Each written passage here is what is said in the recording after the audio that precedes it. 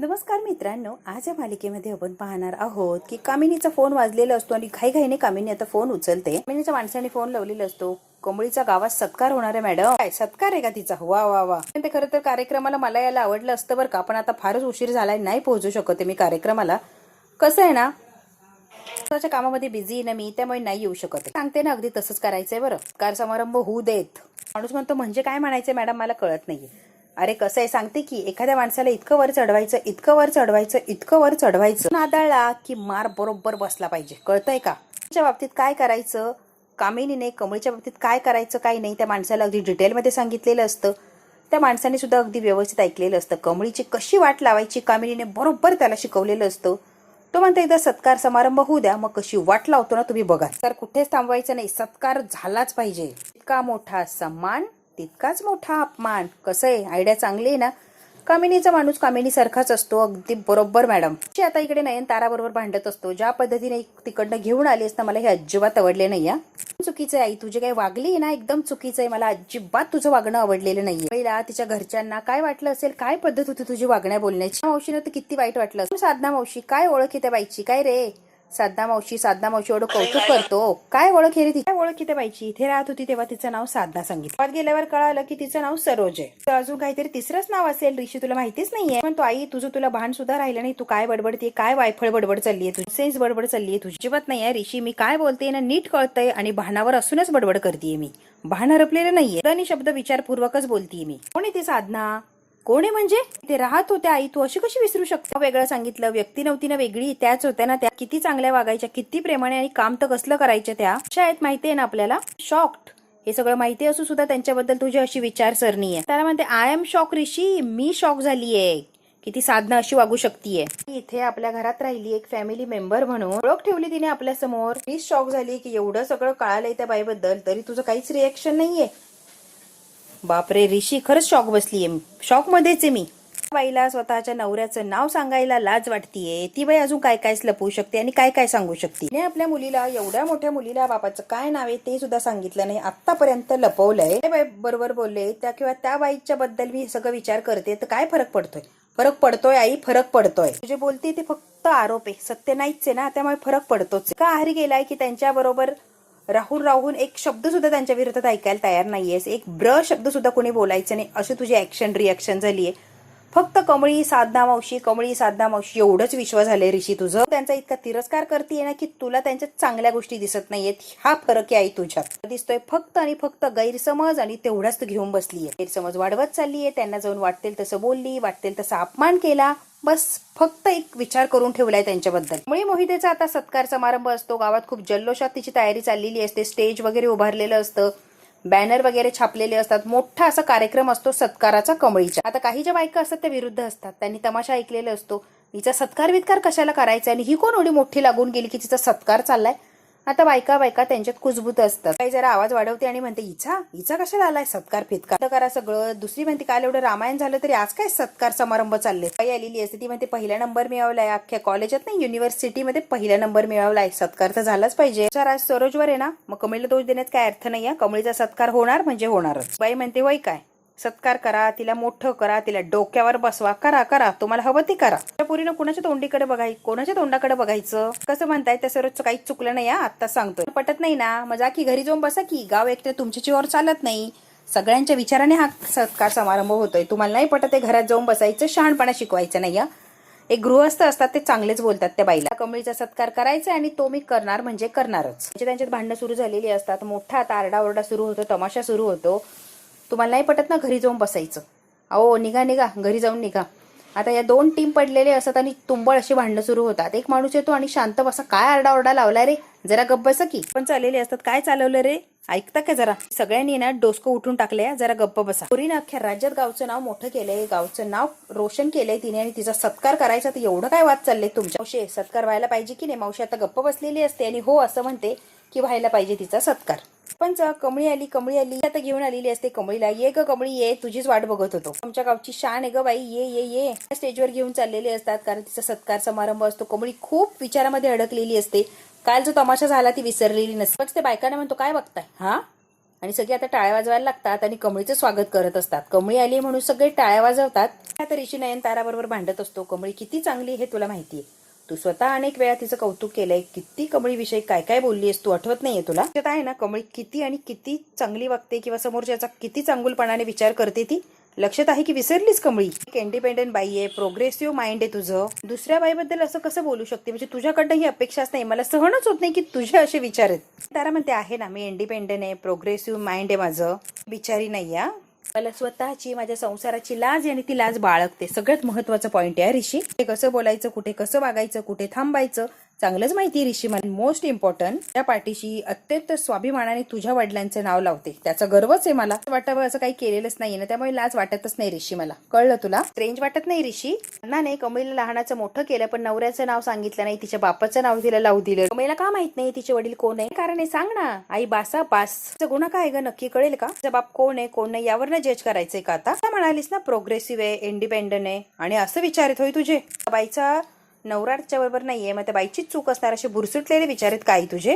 असेच जर विचार घेऊन फिरत असशील तर काय उपयोग आहे प्रोग्रेसिव्ह माइंडचा, इंडिपेंडेंट असण्याचा? काहीच उपयोग नाही आई, काहीच नाही. बाईचा तू अपमान करते ना. त्या बाईने स्वतःच्या जीवावर कमळीला एकटीनं लहानाचं मोठं केलंय हे विसरू नकोस. त्या चांगल्या घरातल्या मुलींना नसतील ना एवढेच चांगले संस्कार दिलेत कमळीला आणि कमळी तेवढ्या संस्कारानं वागतीये, ते संस्कार टिकवलेत. तरी चांगलं केलं असेल की नाही आयुष्यात?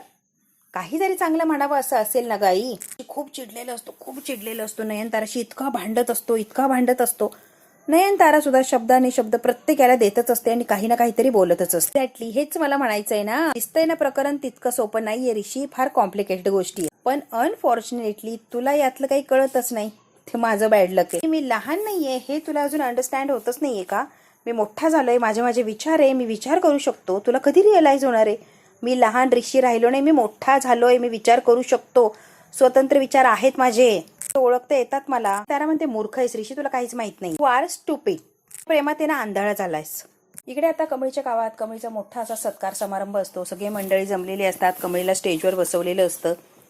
सगळे भरभरून असं कमळीचं कौतुक करत असतात, टाळ्या वाजवतात. त्यांना जे वाटतं कमळीविषयी ते सगळे बोलत असतात. सरपंच असतात ते म्हणतात आपण इथे जमलो एक खास सत्कार समारंभासाठी जमलो. फार कौतुक लागत असतं. ते सरपंच म्हणतात आज इथे त्या घरातल्या गावातल्या मुलीसाठी सत्कार समारंभ होणार आहे, तोही मोठ्या प्रमाणात जल्लोषामध्ये. सगळे टाळ्या वाजवत असतात, खूप कौतुक करत असतात. बिकट परिस्थिती असताना, कुठलीही सुविधा नसताना फक्त मन लावून अभ्यास करायचं याच्या जोरावर तिने पहिला नंबर मिळवला. मुंबई विद्यापीठात पहिला नंबर काढायचा सोपं काम नाहीये. कमळीनं करून दाखवले. काही सुखसुविधा नसताना पहिला नंबर मिळवलाय फक्त आणि फक्त कष्टाच्या जोरावर. इतकं मन लावून अभ्यास केला आणि पहिला नंबर हा पटकवला. फार भरभरून असं कौतुक चाललेलं असतं. फार त्याचे गोडवे गात असतात.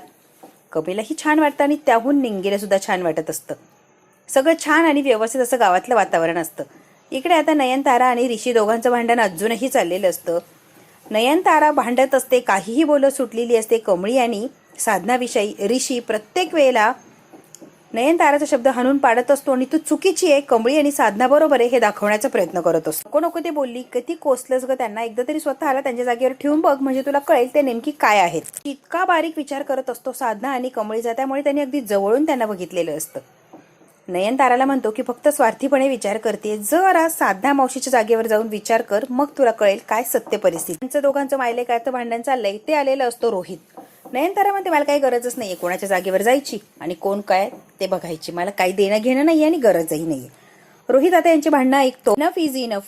आता एक शब्द सुद्धा बोलायचं नाहीये ऋषी. तुझ्या रूम मध्ये निघून जायचं, एक शब्दही बोलायचं नाही. आता राधिकाही आलेली असं धावपळ करत आता बोलायला लागलेलं असतो. तेवढ्यात दिसतो समोर रोहित. म्हणतो बघितलं ना, मी तुला आधीच म्हणालो होतं ऋषी आणि कमळीमध्ये एवढी जवळीक होऊच देऊ नको, म्हटलं होतं ना तुला मी. म्हणतो एक मिनिट तू मध्ये बोलू नकोस, कळलं का? का रे, का नको बोलू मध्ये? खरं बोलतोय म्हणून राग येतोय का? ऋषी म्हणतो तुझ्याशी बोलायचंय पण नंतर बोलील, आत्ता नाही बोलत. आईशी बोलतोय मी आत्ता. चांगलं काय वाईट काय चांगलंच मला कळतं ग. इनमॅच्युअर नाहीच, मी मॅच्युअर आहे.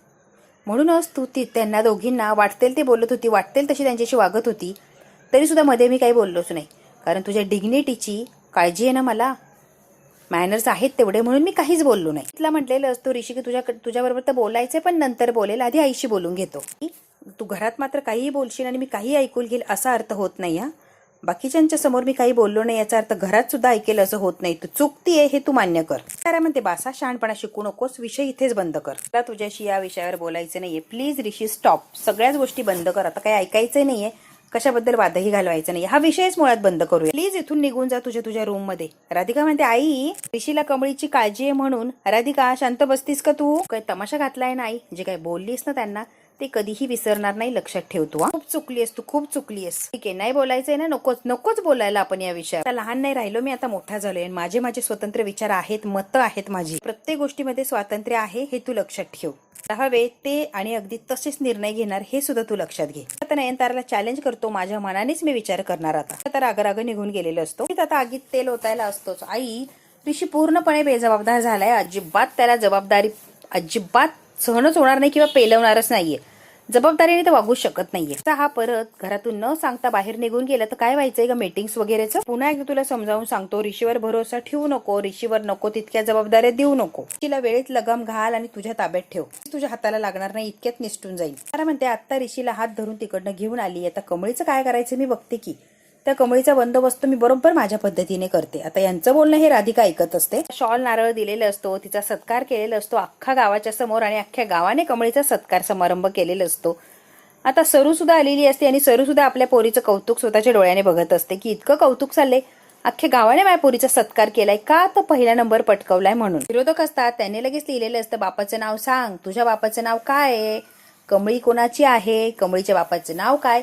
वेगवेगळे असे काहीही बोर्ड छापलेले असतात आणि त्याच्यावर लिहिलेलं असं तुझ्या बापाचं नाव सांग, तू नेमकी कोणाची आहे ग, बापाचं नाव माहिती नाही का ग.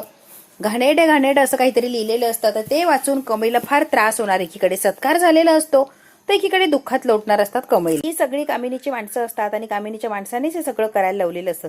सत्कार चालू आहे ना, सत्कार होऊ द्या, पण बदनामी सुद्धा तेवढ्याच जोरात करा. त्या सत्कार समारंभात उभी असते, टाळ्या वाजवते आणि सहज माघारी लक्ष जातं. तिने बघितलेलं असतं कमळी तुझ्या बापाचं नाव काय, तू कोणाची आहे ग. ते कमळी तिकडे बघ की. आता कमळीने बघितलेलं असतं बापाचं नाव सांग, तू कोणाची, बाप माहिती आहे का, बाप कुठे गेला. काहीही बोर्ड छापलेली असतात कमळीच्या नावाने आणि कमळी आता ते वाचते. सगळेच गावकरी मंडळी वाचतात, चिडलेले असतात आणि जोर जोरात आरडाओरडा करतात. कोणी लावलं, कोणाची हिंमत आहे, हे कृत्य केलं कुणी. परत ते सरपंच ओरडत असतात, कोणी केलंय मला पटकन सांगा, आणि तर माझ्या इतका वाईट कोणी नसेल. अंगावर जी सत्काराची शॉल असते ती शॉल आता काढलेली असते. म्हणजे सत्काराचं साहित्य ते टेबलवर ठेवते आणि माईकच्या समोर जाऊन उभी राहिलेली असते. म्हणजे मला माहित नाही हे बॅनर कोणी लावले, पण खरं तर मलाच माहित नाही माझा बा कोण आहे, तर मी तुमच्या प्रश्नांची उत्तर कशी देऊ. म्हणते लहानपणापासून फॉर्म भरायचं असलं की विचारायची तुझे बा काय करतो. प्रश्न पडायचं की मी नेमकी काय सांगू, उत्तर द्यायला पाहिजे आपण. जब आम्हाला सोडून गेला हे सांगायची हिंमत पण नव्हती. काय सांगू, त्यावेळेला मी गोंधळून जायचे. काय माहितीच नव्हतं तर मी समोरच्याला काय उत्तर देणार नाही का, मी गप्प बसून घ्यायचे. दिवशी मी ठरवलं होतं जे आपल्याकडे नाहीये त्या गोष्टीचं दुःख करत बसायचंच नाही. जे आहे ना ते समाधानानं अभिमानानं मिरवायचं. ते आज नाहीये माझा बा माझ्याजवळ आणि मला माहिती पण नाहीये तो कोण आहे. आई आहे की माझ्याजवळ. म्हणते माझी आई माझ्यासाठी आई पण आहे आणि बाप पण आहे, दोन्ही पण माझी आईच आहे. मी बॅनर लावलं ते विचारताना तुझ्या बाचं नाव काय, तर मी सांगतोय की माझी आई, माझा बा आणि माझी आईच माझी आई. म्हणते मला एक प्रश्न विचारायचा, ज्यांनी बॅनर लावले त्यांना माणसाची ओळख कर्तृत्वानं होते की नावानं होते. त्याचं नाव माहित नाही हा जर गुन्हा असेल तर ना, ते ज्यांना जलमल्या आई वडील सोडून जातात त्यांनी काय करायचं, त्यांना जगायचा अधिकारच नाही का. म्हणते आहे की माझं नाव कमळी सरोज मोहिते, अभिमानाने नाव सांगते, अजून काय ऐकायचंय कुणा. तर पण सांगते की आईचं नाव लावा आणि मी अभिमानाने आईचं नाव लावते. तर बाचं नाव विचारताय मला. म्हणते मी माझ्या आईचं नाव लावतोय, पण तुम्ही का माझ्या बाचं नाव विचारताय तेच कळत नाहीये. आईचं नाव अभिमानाने लावते मी, नाव लावलंच पाहिजे असं कुठे लिहून ठेवलंय. 9 महिने आईच वाढवते ना पोटात की बा वाढवतो.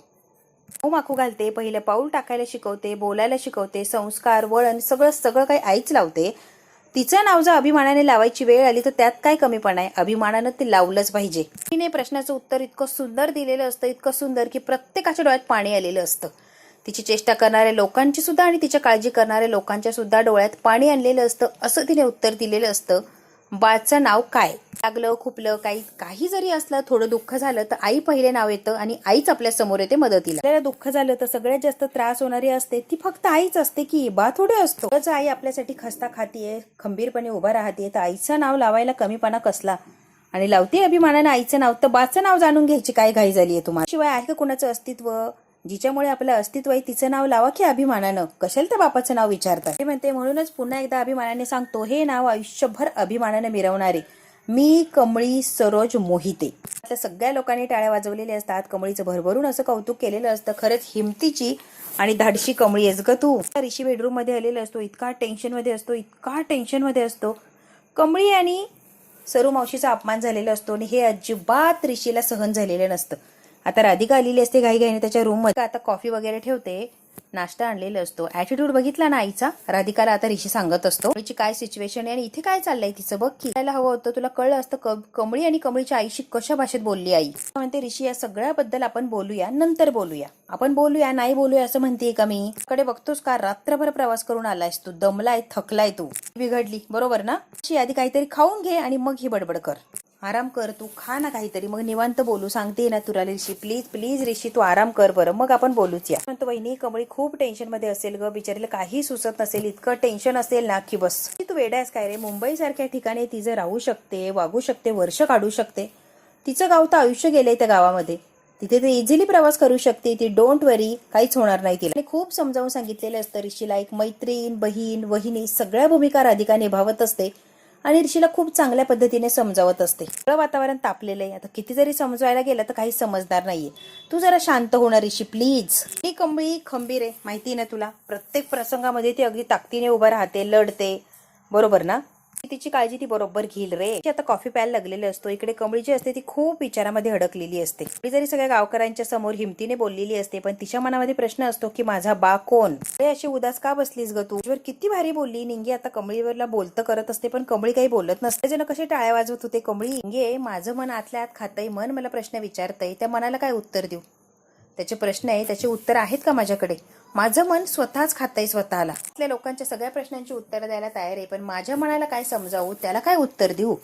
माझं म्हणजे सतत राहून राहून प्रश्न विचारते, त्याचं उत्तर कुठे माझ्याकडे. कमळी सुद्धा माझ्या प्रश्नाचं उत्तर मिळावं असं मला वाटत नाही निंगे. भेटावं, डोसक्यावर प्रेमानं हात ठेवावा, जबाबदारी घ्यावी असं वाटत नाही मला. जरी नाही म्हटले ना मी लोकांच्या समोर, लहानपणापासून सगळ्या प्रश्नांची उत्तरं मला मिळवायचीच आहे. त्याचा खूप खूप त्रास होतो ग. दुसऱ्या पोरांच्या बाला बघितलं, बाच्या लाड करताना बघितलं बाने, आपल्या पोरांचे तर इतकं वाईट वाटायचं. कोणीतरी यावं आणि म्हणावं की मी तुझा बा आहे, मी तुझी जबाबदारी घेतो. आतापर्यंत तीच अशा आणि तीच अपेक्षा, पण कोणीच आलं नाही समोरून की कमळी मी तुझा बा आहे. मी म्हणते आईला विचार, सरू काकीला जाऊन विचार की बाचं नाव काय. एकदाच विचार आणि मोकळी हो, म्हणजे या सगळ्या घुसमटीतून मोकळी होऊन जाशील तू कायमची. नाही विचारू शकत. मला जर माझ्या बाचं नाव विचारलं तर एवढा त्रास होतोय. तिला हे लपवताना किती त्रास होत असेल. तिला माझं दुःख दिसत नाहीये, पण काहीतरी मजबुरी असेल म्हणूनच ती सांगत नाहीये ना निंगे. पोरा कोणी हे विचारू तिला किती त्रास होईल याचा अंदाज येऊ शकतोय ना. सांगितलं म्हणजे काहीतरी कारण असणारच, एवढं तर कळतंय ना आपल्याला. स्वार्थासाठी, माझ्या मनाचं समाधान व्हावं यासाठी तिला का प्रश्न विचारायला जाऊ. आईचा काय दोष आहे. काय माझ्या वाटेला मला तसंच जगायचं आणि ते स्वीकारून जगायचंय निंगे. ही आणि कमळी एकमेकांच्या गळ्यात पडलेले असतात, फार एकमेकांची समजूत काढत असतात. सरोज लांब उभा राहून त्यांचं हे बोलणं ऐकत असते आणि तोंडाला पदर लावून ती रडत असते. तिला खूप वाईट वाटलेलं असतं. माझ्या कमळीवर किती अन्याय करते. म्हणते मीच माझ्या कमळीला किती त्रास देतो. त्याचं नाव जाणून घ्यायचं प्रत्येक पोराला हक्क आहे, तरी सुद्धा माझी कमळी हट्टहास करत नाहीये. मात्र तो कमळीपासून अधिकारच हिरावून घेतला. माझ्या पोरीला मी तरस होऊ देणार नाही. आधीच खूप दुःख दिले, आता तिला दुःखात नाही लोटायची. झालं तरी तिच्या बापाचं सत्य तिला कळायलाच पाहिजे आणि मी आज ते सांगणार. आता स्वतः जाणार असते आणि कमळीला तिच्या बापाचं नाव सांगणार असते. बघू आता सरोज समोर जाणार आणि कमळीच्या बापाचं नाव सांगणार, तेव्हा कमळीला किती आनंद होणार आणि सगळ्यांनी जो प्रश्न विचारला त्या प्रश्नाचं उत्तर कमळी देणार का, हे जर बघायचं असेल तर बघायला लागणार आपल्याला पुढचा भाग. हा भाग इथेच संपतो. व्हिडिओ आवडल्यास लाईक, शेअर, सबस्क्राईब नक्की करा. धन्यवाद मित्रांनो.